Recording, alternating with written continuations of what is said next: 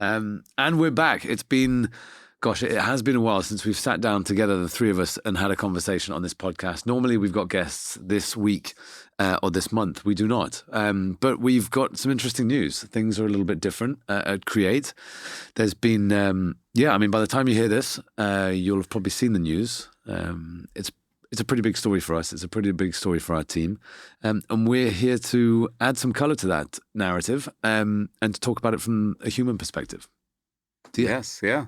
I mean, what an experience, of course, for all of us to go through. I think a lot of the startup companies don't even survive. You know, the statistics is like 1% or something like that survive even exactly that. The first few years. But then to go through a transaction like this and also to be part of something much bigger is something that I'm really looking forward to, and I think the team will have a great experience going through that as well. There's quite a lot of knowledge and a lot of talent in this network that we're joining. So very exciting. So for those of you that are listening to us thinking, what on earth are they talking about? Let me clarify.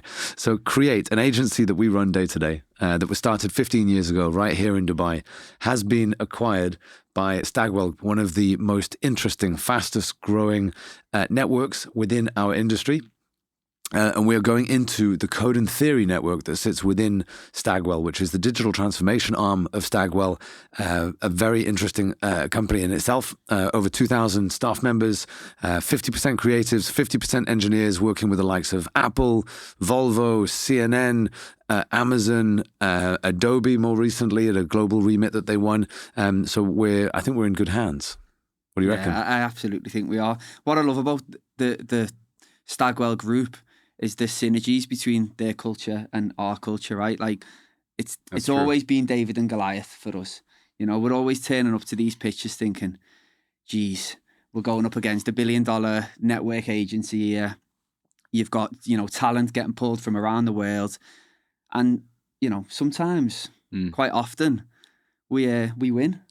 So to have that ethos within our company, to have that grit within our company, and then be acquired by a group that is also a challenger on a much, much bigger scale, that's just so exciting. Sure. Absolutely. I think a lot of our listeners also are kind of, a mixture between entrepreneurs and then, of course, people from the industry, right? So maybe we touch on a little bit about that journey as an entrepreneur to go through a transaction. I think that's an interesting perspective. And then from there, we can dive into what it means, of course, to our teams.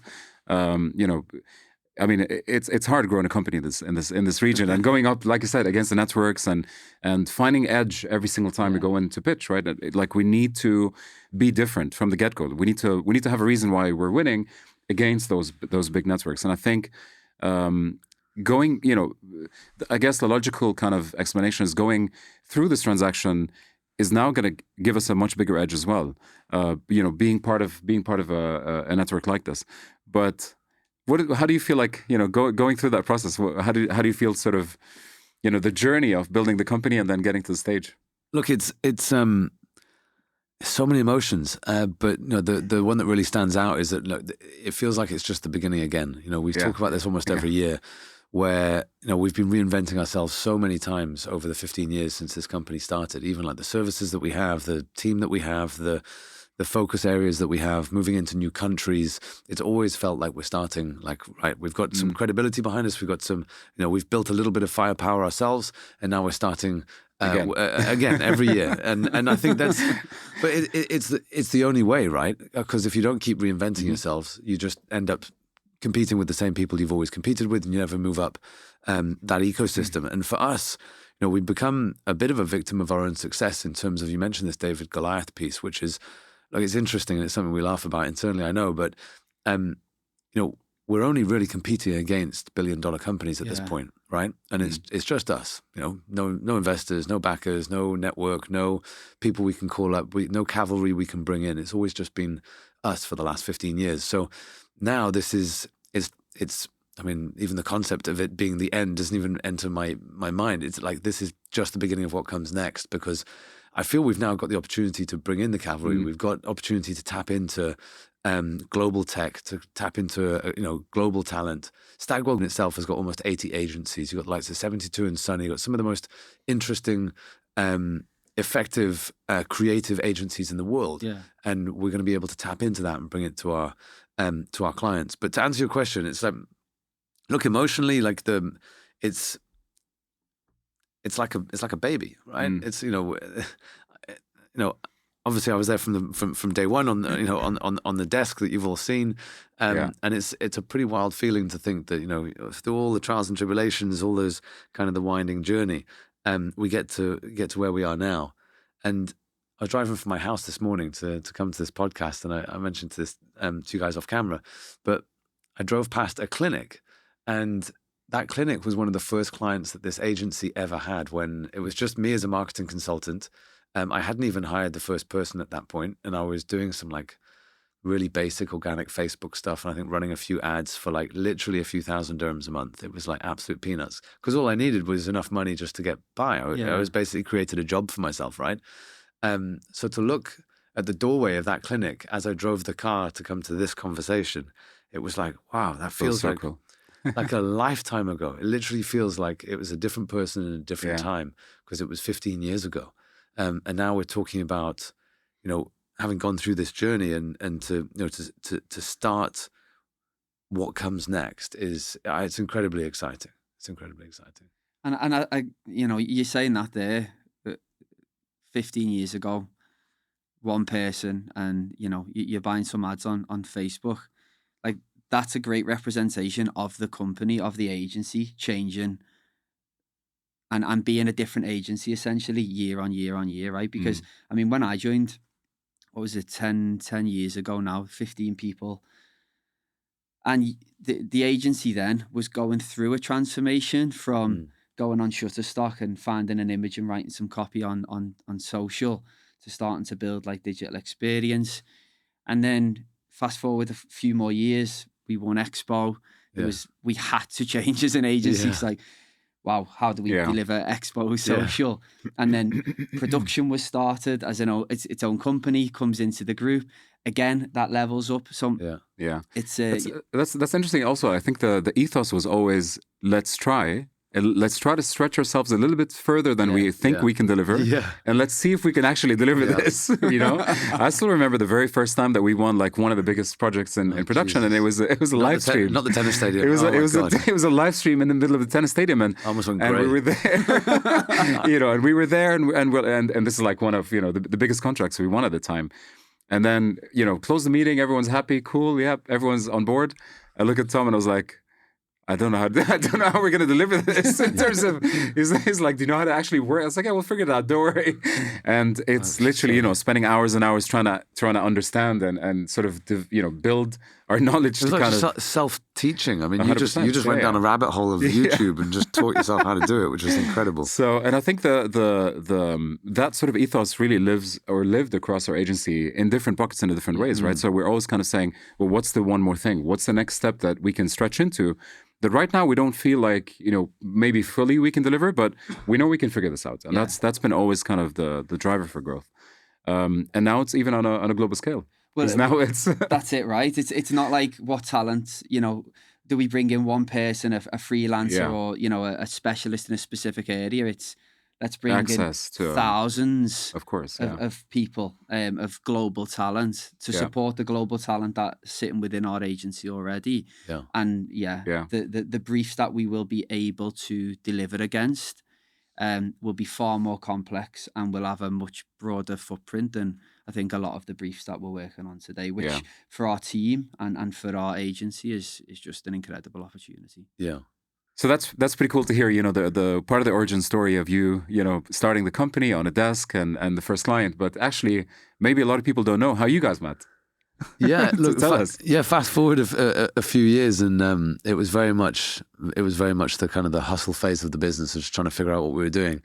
And we started working with another agency in Dubai that was a creative agency, and there was a girl by the name of Candice, and she randomly messaged me, and you get this a lot, especially as we got bigger. Randomly messaged me, she's like, "Oh, I got this, like, it's a friend of a friend, and like, here's a CV if you're like looking for somebody that does this type of work."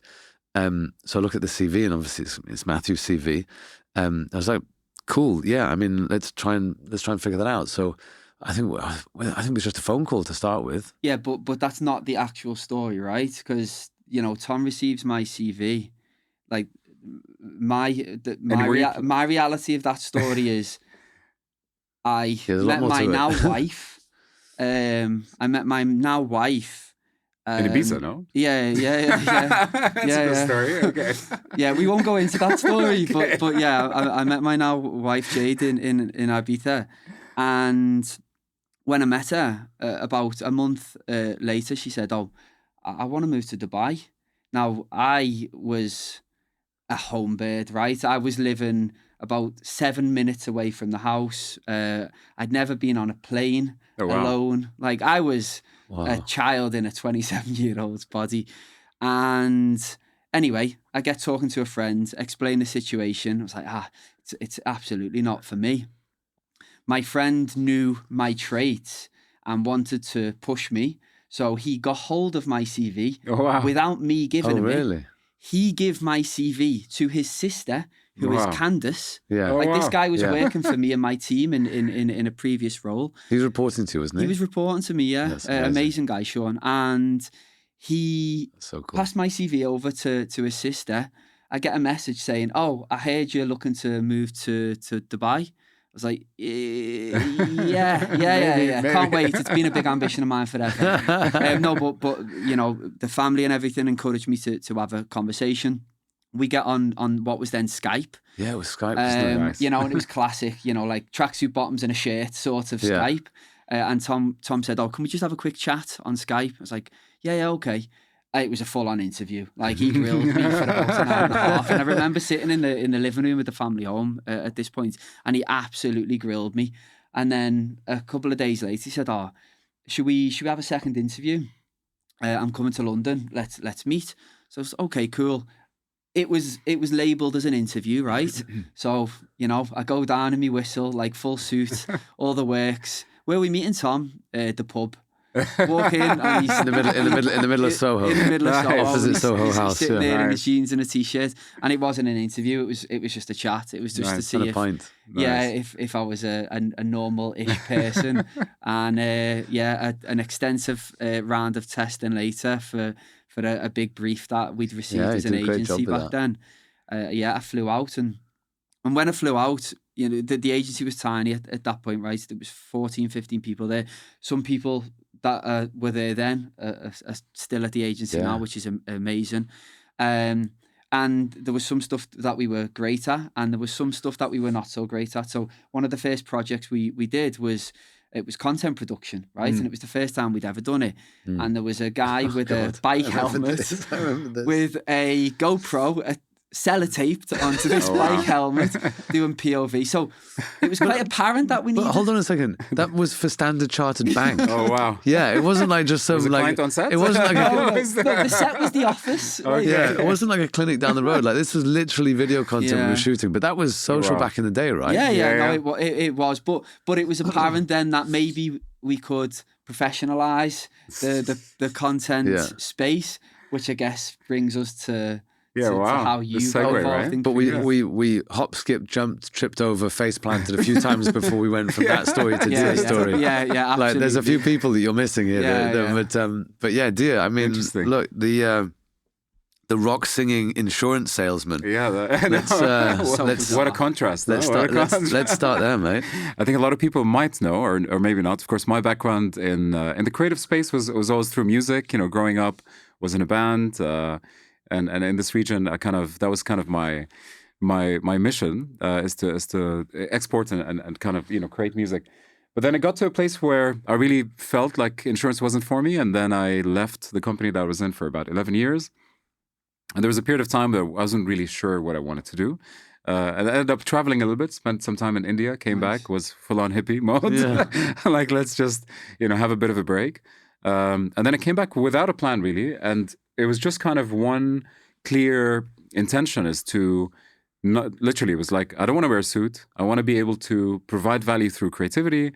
And that's as far as kind of my, that's pretty loose. My mission. Yeah. And then, and there was a few kind of, concepts in mind that I started creating content for myself, through vlogs and through sort of YouTube and stuff like this, flying a drone when it was legal to fly a drone without a permit. You know, I was flying a drone in Marina, and I think we bumped into each other while I was like just skating in the morning and flying a drone. And then Tom was like, "Oh, what are you doing?" That was it. And we were just capturing content. And it was around the same time we were ambassadors as a band. We were ambassadors of Audi. Audi launched an A1 car, which is a new kind of release in the market, and they wanted to speak to the younger audience. So the guy called me, and the head of marketing called me, and he was like, "Hey, can you just take a car and hang out with your friends and just like do a campaign for us?" Yeah. I'm like, "Yeah, sure, no problem." And then literally phoned up Hamdan Abri, who's still an amazing singer and a musician here in Dubai, and a few others. And like, "Hey, should we just hang out and film some content?" And that was actually, without even knowing it at the time, that was the first campaign that we created as as what it is right now as Create Production. It was with a very, very tiny Sony camera, like point and shoot almost. I remember that camera. And I remember Hamdan, and we were in one of the scenes. Hamdan, I was like, "It'd be actually nice to have haze machine, but we don't have it." Hamdan had a vape. He just started vaping the whole time to like create the vibe, you know. It's so good. Like, Hamdan, more vape. And then I remember that we just didn't find a way to get paid. And I was like, "Hold on, Tom, like, you know, there's this project. Could we just get them to pay for you guys?" And then we had the conversation and said, "Actually, should we try to start something together?" You know, that's a story in itself, though, because after you and I ran into each other in the marina, you were like, "Look, I'm doing this thing, blah blah blah," and your ask, as it were, was like, if you have clients, it's true. You've got clients. I want to do content. Like maybe I can do content for your clients, almost like a supplier relationship, essentially, what you were looking for, right? And then we went to have coffee upstairs in 1762. That's the number, right? The coffee shop. Yeah, it's true. In JLT. Yeah. And the intention of the meeting was to talk about, okay, cool, like show me what you're doing, what type of work you want to do. I'll show you what clients we've got, and maybe there's some crossover there, and see if there's just some crossover. And then I think we both saw that there very much was. Yeah. And it was like, well, okay, well, there's a couple of ways we can do this. We can just be like, cool, I can just give you a call and be like, you know, pay you a fee to do a thing. Or why don't we actually do this together? And that went from, it was a 3-hour coffee. And it started off with like, I'm doing some content. Can I shoot for your clients? To like, okay, what's the name of the company? We're going to call it. We're going to call it Create Production. So good. And that was on like a Wednesday, and on Monday you were in the office. You had a desk in the office with like Create Production written. Just like, wow, okay, now we have a thing. And that was it was wild. And then it was like 2 people sat next to you, and then 5 people sat next to you. Yeah, and exactly. Then we're going to need a bigger office. I still remember Furlan. He's still with us as well. Furlan was probably our first hire. Was he the first? Yeah, I remember. Man, unbelievable. And we were literally opposite each other on the same desk. You know, like in one desk, I was here, he was sitting there in front of me. And now, Amazing, production has about 20 people and growing as a content arm, of course. But I think it's just from an origin story, from my perspective, it's kind of saying yes to your gut feeling. I think for me, it was a pure gut feel. You know, chemistry was good. Something felt right. Didn't make a lot of sense. You know, there was no plan, but it just felt right. And just kind of doubling down on your gut feeling and saying, well, if you truly believe that you want to explore this route, just go for it. Yeah.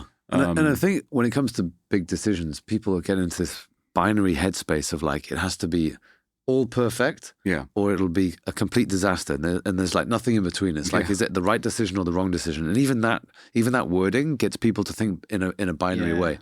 But the reality is, 90% of stuff you can unwind if it's not going in the direction you want. And the reality is, with big decisions, it's the energy that you put into the decision that you make is what you get out, right? So you make it the right decision. Yeah. It was not like there's just a right and a wrong way to make this decision. It's like, no, whichever way I go, you would have been successful without setting up Create Production, undoubtedly. And you'd have a different career. I still think the team is important. I still think the energy around the team is for sure, but maybe you'd have built a different team. Maybe you'd have mixed it with music. You'd have just...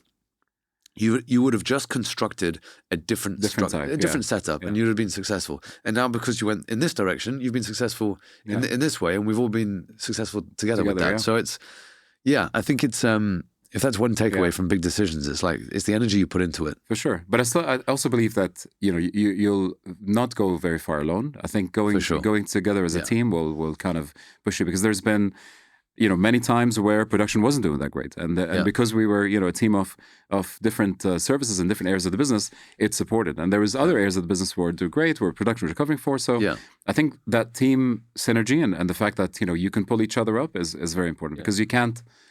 There's no reality that you're just going to be doing great the whole time. It's going to be ebbs and flows, and having a structure, which I think by design, from your perspective, to kind of have that variety of different products, different services, protected the group in a way that allowed us then to grow as a group and not just one individual service. And honestly, I think that's why we're still here. Yeah, absolutely. 15 years later, if you think the agencies or companies and whatever construct that we were competing against back in the day, like a handful of them are still around. Exactly. Lots didn't survive. Because they were singular-minded in a way that, exactly that. And for us, it was always been about the group, always been about the people, always been about the team. And we've had some unbelievable people that have worked for us that, that aren't with us now, right? Yeah. So, over the 15 years, I'd actually love to do that calculation of like how many people have actually worked through, create and come through this ecosystem over 15 years, because the number's going to be big, right? Sure. And it's, that makes me very proud as well. The team we have today, the team that has got us here, it's what a journey. You said something off camera earlier, which is, I think, spot on. Our clients are only going to become more global because of the region that we're in, right? Like anyone that's listening to this that either is in the region or understands the region and what we're operating. The ecosystem within which we're operating is the clients that we have, whether it's the tourism ministries, whether it's many of the government entities, right? They're trying to speak to a global audience. And as the the kind of macroeconomics plays out of Europe, US, Middle East, and we can see the writing on the wall for that and the trajectory that the Middle East is going through, there's going to be a bigger requirement for having boots on ground in various key markets, to have core insights from teams that are on ground, not just stuff that we can research ourselves. And as you guys know, there's some of the challenges that we faced, because you can be as good as you can be as a regional agency, but if the client needs something in China and you're only in the region, like you can't compete with that. So what we found, as you guys very well know, is we keep becoming more successful within our own region, which is great. But then all of a sudden we get to kind of the top of that ecosystem. We're only competing against those big companies, and we're starting to lose out because we just don't have that global footprint, and we don't have that global talent to be able to tap into. And certainly the insights piece was something. So I'm incredibly stoked to be able to go into those battles that we've been going into with, like, okay, now we can actually play. Let's it's a fair fight, right? We were bringing a knife to a gunfight, and now we've got some firepower. So I can't wait to see what the team is capable of with that backing. And it's also from us, right? Every individual in this business has taken a chance on us, right? It's not a global brand. They know that they can move through different sort of parts of that organization, and they've taken a gamble by putting their career in the hands of our hands, but in the hands of Create. And it's obviously something that I know that all three of us take super seriously. And it makes me very happy that I feel that we give this access now. To give this access, kind of give back. Like, you trusted us, like you believed in us. Now this is like, we're able to kind of pay you back, not just like financially, but like we're able to for experience plug you into an ecosystem where you're going to be able to grow and develop, and you're now part of one of the fastest growing networks in the world, not just tied into like some traditional behemoth that's just merging and just getting confused as to what it is, and that really excites me. Absolutely, and I think that value exchange is both ways, right? Like our team internally, and team who have grown like incredibly in terms of capability and expertise. And then team that we've brought in more recently, that are leaders globally as well in their space, as well as being able to tap into this network and get value and get insights from global markets and different services as well. Like we were talking about experiential before. Our team are going to be able to add a lot of value to the network as the experts of this region. Absolutely. And we know there's so much nuance of operating here, like whether it's audience understanding, whether it's client understanding and the agility that is required to deliver within this region, whether it's working without a PO on a handshake for 3 months because there's a national vision and the client is supporting that national vision. That can't wait for anything. So as much as I'm really looking forward to seeing the value the network will bring to the team, I'm also as equally as excited to see the value the team will bring to the network. Will export as well, 100%. Yeah.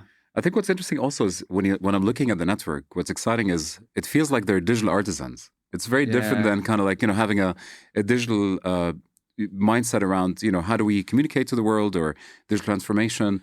The fact that it's half engineers and half creatives, there's a unique formula there that doesn't exist anywhere else, and I think that's going to be an exciting place to collaborate and explore and jam ideas together. So I'm very excited to explore that world as well. I think it'll be super super exciting. Yeah, 100%.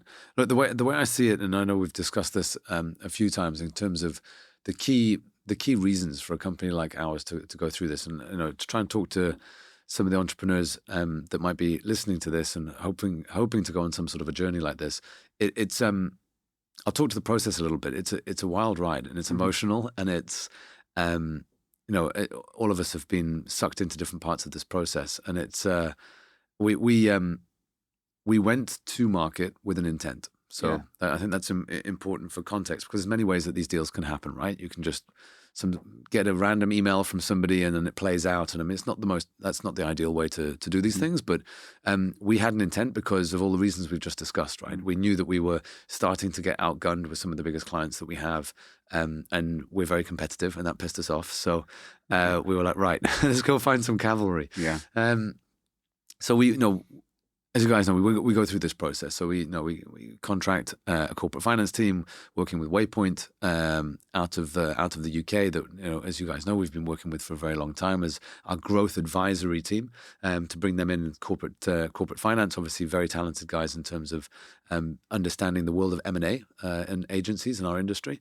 So it's been great to work with them. Also working with Clyde & Co. as our legal team, a very talented team, know exactly what they're doing in our industry.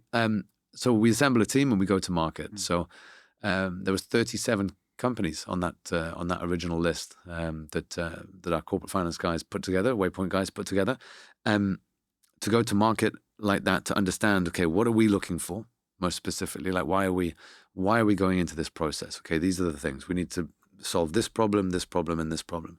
And then we started to filter down through that list, and we're like, right, they might be able to come to the table financially, but they're missing this, they're missing this, they're missing this. Okay, they're out.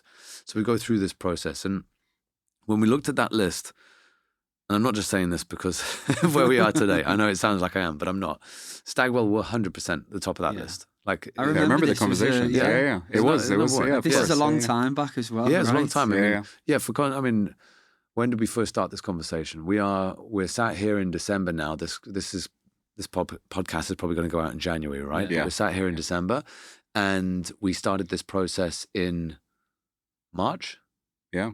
It was March we started, and then we decided we're going to press go before summer or after summer. Yeah, true. And then we were like, what should we do? We're like, oh, fuck it, let's go. Which has played in our favor. But so we go through that, and as I said, Stagwell we're at the top of that list for obvious reasons. They've got the firepower, they've got the size, but they're very much. There was a line that you mentioned earlier. Entrepreneur-led. Yeah. Is it an entrepreneur-led network, which is not the same as other networks in our industry at all. It's true. And when we started to understand how they do business, they leave the agencies alone in terms of they're not merging brands together. They're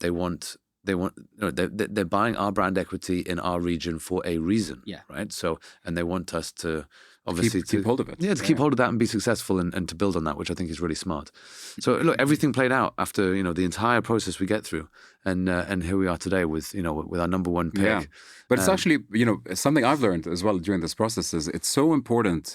If you're a business owner, if you're somebody that wants to go through this process, it's so important to seek help early on, to build the business in a way that is clear and doesn't have any issues.